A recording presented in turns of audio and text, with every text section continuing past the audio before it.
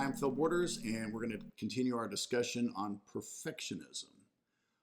Let's summarize a little bit what our last video discussed about how to be the perfect imperfectionist. One is to not ask for reassurance, to stop apologizing. They're both annoying. They both make you look weak. Also, try to make mistakes.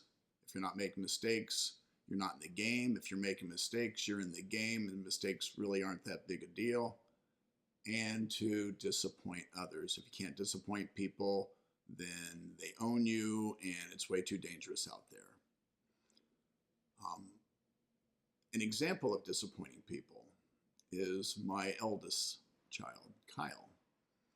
And it's also an example of making mistakes. So Kyle is a pretty good athlete. He's much better than I've ever been. And when he was in Little League, now Little League's, kind of scary because you're a young kid. You got all these other people on your team. You've got all these parents yelling and screaming, and you're up to bat. And he went through this period where he just got so afraid of striking out that he just kept the bat on his shoulders. And he either walked or struck out. There was no other outcome, and he was absolutely miserable. So we played this game where if he struck out with the bat on his shoulder, he paid me $1. If he walked, he paid me 50 cents. If he struck out swinging, I paid him $1.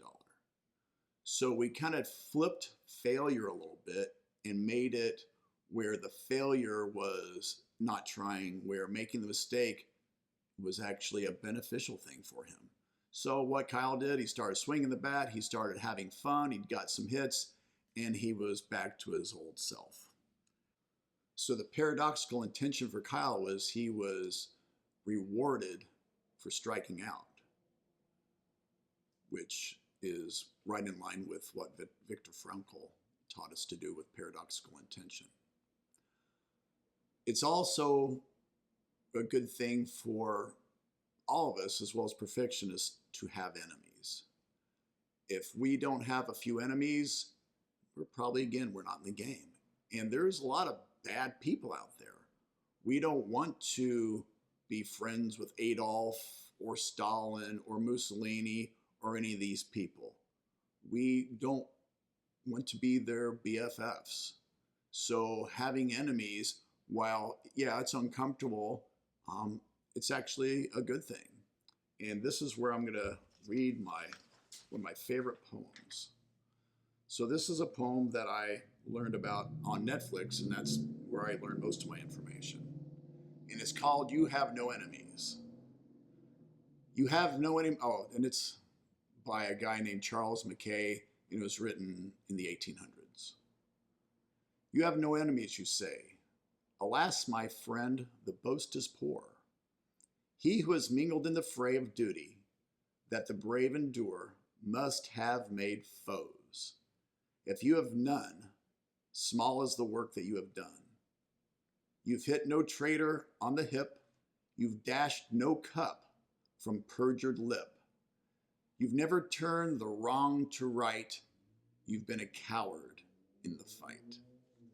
So, I don't know, that's one of my favorite poems, and I give that to a lot of my patients, where it gives them kind of a different idea about people and being okay with, basically people not liking them. So how do you know if you're doing well with your perfectionism? The way to know if you're doing well with trying to be the perfect imperfectionist is if you are uncomfortable. If you are purposely uncomfortable, then we know that you are stretching your comfort zone. And if you're stretching your comfort zone, almost by definition, you're growing as a person. So example, if you don't lend $50 to your friend who owes you $200 because she has no intention of paying it back, and you're feeling uncomfortable, then you are basically needing to congratulate yourself because you're staring down one of the biggest mental health killers while embracing one of the biggest mental health allies. And in our next video, we'll talk about that ally and that killer. Phil Borders, Hendricks Therapy. Thanks for watching.